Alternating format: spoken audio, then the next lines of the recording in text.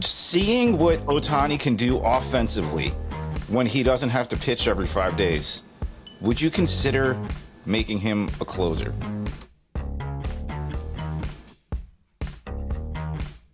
Wow, that's a great question, James. And I'm in love with the good life. Can't give it up. Make it to the top and keep climbing. I wanna live it up. The good life. I'm coming up. I'm coming up. The good life. Good life. Oh, good life. Good life. Good life. Boom, coming in hot, Chinchy. What's going on, brother? You just said, is that shirt say gnocchi? Is that it? I wore it for you, bro. I wore it for you. Grazie. God. Dude, my buddy Carmen Perrine, who owns one of the best pizza Italian restaurant places around here, got these shirts made. He's like, "Hey, I got you this shirt." I'm like, I should probably send this to Chinch more than Dude, I need one. Can you get me one of those? Yeah, I'll see if I can get you one. Seriously. Beautiful. It's just Yeah, he owns a place called Cucina Bella, so that's his like. you've talked about that place. Oh, it's so good. When you come here, dude. When you come here one of these days, you know what I mean. In the next 5 years, we're gonna go there for dinner. It's gonna be awesome. Because you and Jess don't leave the house except to go to like a Mets or Yankees game. You guys are like hermits. I've learned that about you. I'm like, hey, dude, you want to do this? You're like, oh, I don't know. You know, it's like I'm like stabbing you. Like, hey, you want to go here? Oh, I don't think we can leave the house. So if you ever get here in the next 5 to 10 years, bro, we're gonna go to Cucina Bella. It's gonna be incredible. Travel. I have a lot of anxiety. I know. I'll send you a private jet or something. All right. Well, okay. I'm in. All right. So quickly, we don't have to go over this too much because last night they got it right with the Cy Young Award, right? Chris Sale. Oh yeah, we talked about it yesterday. Yeah, I mean Sale won it. Obviously, Wheeler was close, but and then Scooble winning it. I mean, when you win the Triple Crown in those categories, you're gonna win it pretty much every year. So they got it right. They nailed it, and both. I think it's there is some stat. I don't have it, but I don't think two lefty pitchers have won the Cy Young in a long time. I was just looking that up. Yeah, it was like Venezuela and Righetti, I think, in '81. Interesting. Or something like that, and then it's not that many. I could see that. I mean, it's crazy. Yeah, I mean, lefties are a different breed, but for two in the same year. And so I did a quick poll question yesterday for our fans, asking if Scooble will be a Tiger next year. 80%, a lot of votes, hundreds and hundreds of votes. 80% said yes, he will be a Tiger. But remember earlier in the year, you brought it up earlier before we came on, Baltimore was really, really trying to get him. And they had guys to give to him. Who was it? Who were you saying? I know Jackson Holiday was in that talk. You know, I don't know if it was ever real, but it seemed real, didn't it? It was like every day they were talking. Hey, and then somebody was saying the Orioles are willing to give up Jackson Holiday for, for Scooble. Which, I mean, can you imagine Scooble in the Orioles rotation? I mean, I'm just saying they have a lot of young position players. Gunnar Henderson, Colton Cowser almost won the Rookie of the Year. Adley Rutschman. They have Westberg. They have a lot of young dudes in that lineup. At the end of the day, you win with pitching, let alone starting left-handed, dominating pitching.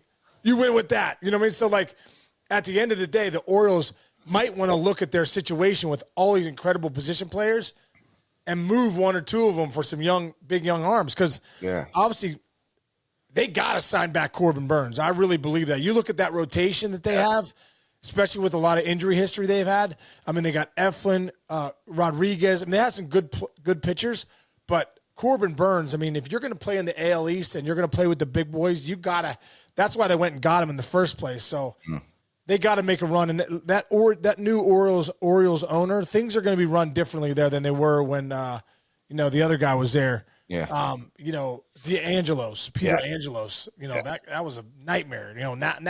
Now I believe this guy's ready to spend some money. Cal Ripken Jr. on right next to him on the side, ready to go too. So I think you're going to see Baltimore throw some cash out there, and I think Corbin Burns will be the guy. But can you imagine if they had made that deal and moved Jackson Holiday or some other young great player? you could have justified it on both fronts. It's like when Right. young Sean Casey back in the day, dude, I was supposed to be the untouchable prospect.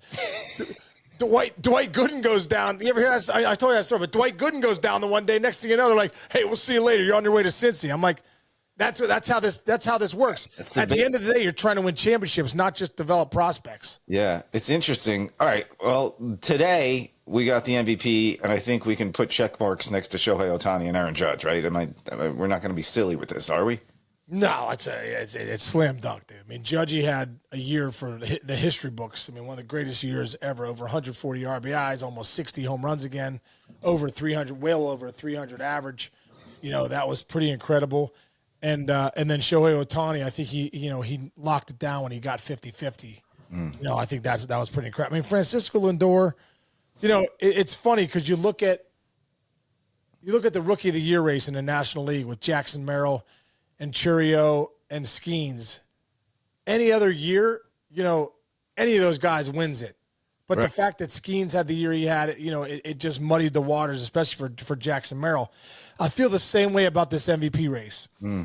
Ohtani, I honestly think if he goes 40-40, there's definitely a discussion here with Lindor maybe being the MVP. Yeah, if Lindor doesn't get hurt for those, I think it was like the last 7 or 8 games of the season, he was carrying them, and then he kept carrying them. So that too, yeah. I think Lindor, even with the injury, if there wasn't an Ohtani season, I think it would have been Lindor.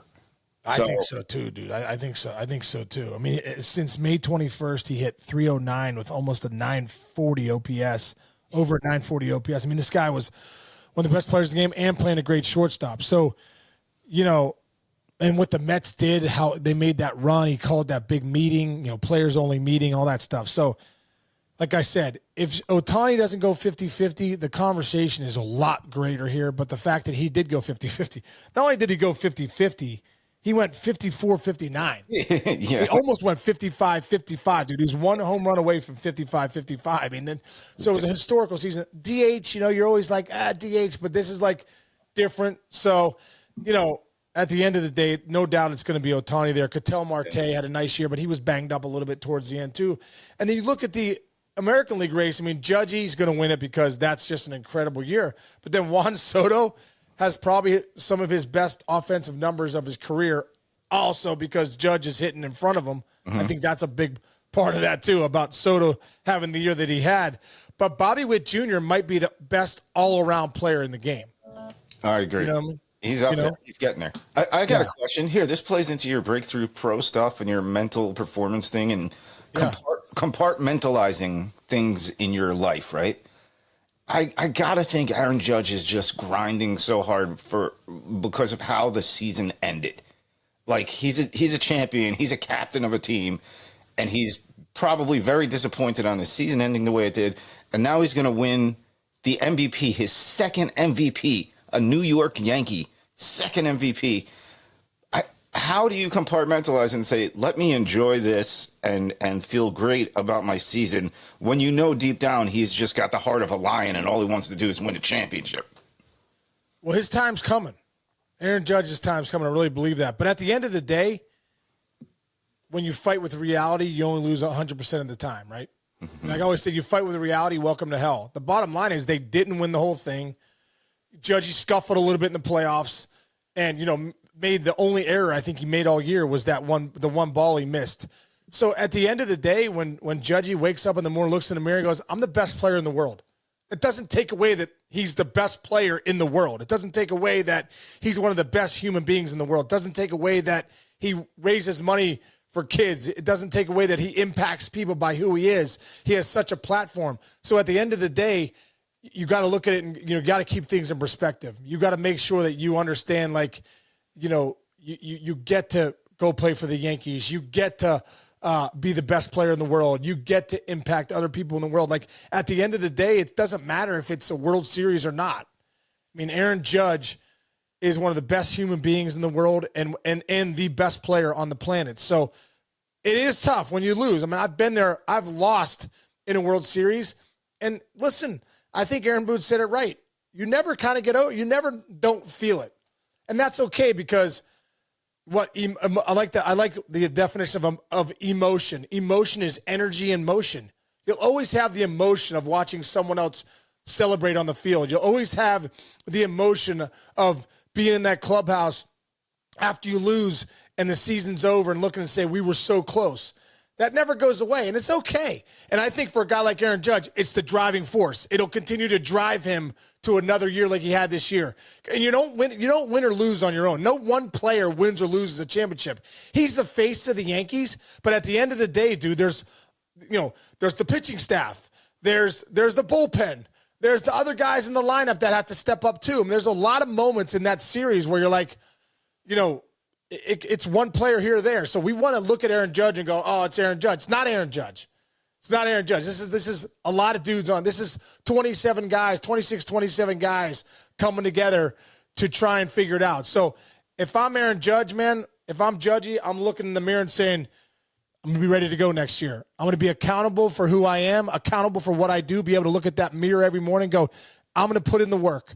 I'll be ready to lead the troops when spring training comes in 2025. That's how you got to look at it. And, any other way is just a waste of time, man. It's a waste of time because the reality is you didn't win. And like I said, Judgy's time's coming. He's going to win a championship at some point. And what you do with stuff like this, failure's feedback. What could we do better? What new players do we need? What mentality, whatever it is, what could we do better? And that's all, and you just build off it. All right. Nailed that answer. Thanks. Yeah.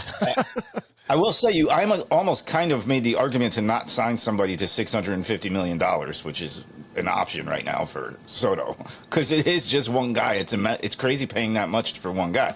So you don't even have to answer that now because we're going to talk so much about him. Here's my second wacky question of the day. Seeing what Ohtani can do offensively when he doesn't have to pitch every 5 days, would you consider making him a closer?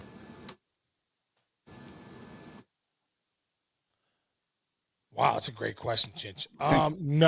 No, because the value of an incredible starting pitcher like he's too valuable. Like, I think they've done a great job of putting that bullpen together. There's some really lights out arms.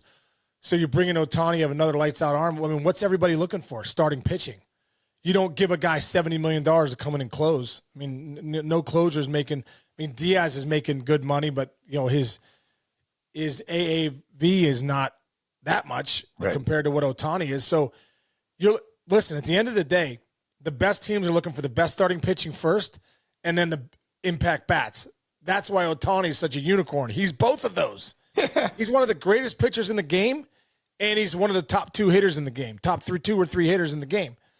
I mean, it's just such a unicorn. It's incredible.